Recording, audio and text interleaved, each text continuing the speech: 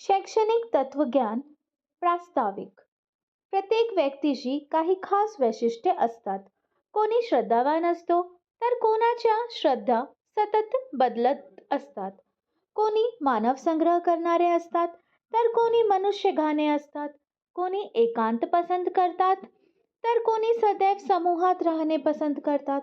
म्हणूनच की काय, व्यक्ती तितक्या प्रकृती असा वाक्यप्रचार रूढ झाला आहे.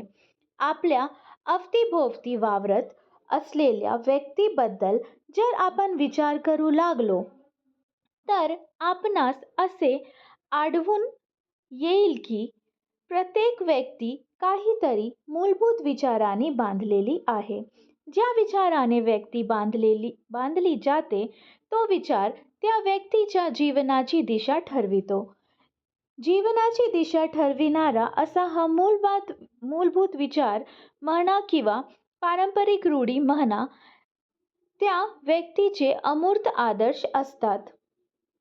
त्या आदर्शाबद्दल व्यक्ती आग्रही असते. मला दुसरे काहीही कराव्यास सांगा, परंतु अमुक अमुक गोष्ट मी मुळीच करणार नाही. ही जी व्यक्तीची प्रक्रिया आहे, तिलाच त्या व्यक्तीचे जीवनविषयक तत्वज्ञान म्हणता येईल. या अर्थाने प्रत्येक व्यक्ती तत्वज्ञ असते.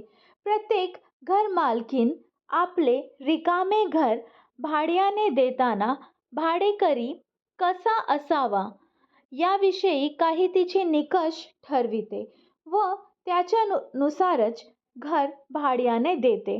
असा दाखला स्टेला हँडरसन या लेखिकेने त्याच्या फिलॉसॉफी ऑफ एज्युकेशन या पुस्तकात दिले आहे. मनुष्य, प्राणी आणि इतर प्राणी मात्र यांच्यात जो महत्त्वाचा फरक आहे, तो असा की माणूस हा विचार करणारा प्राणी आहे. विचारांची झेप प्रत्येक व्यक्तीच्या बुद्धिमत्तेवर अवलंबून राहील.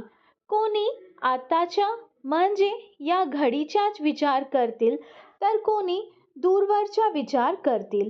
दूरवरचा विचार करताना देखील काही जण स्वतःपुरता विचार न करता सर्व समाजाचा किंवा सर्व मानवजातीचा विचार करतील.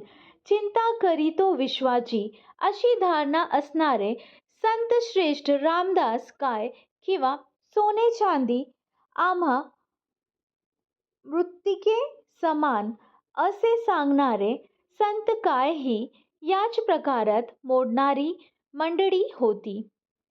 थोडक्यात आपणास असे म्हणतात येईल की प्रत्येक जण आपापल्या वैचारिक प्रवाहानुसार वागण्याची दिशा ठरवीत असतो.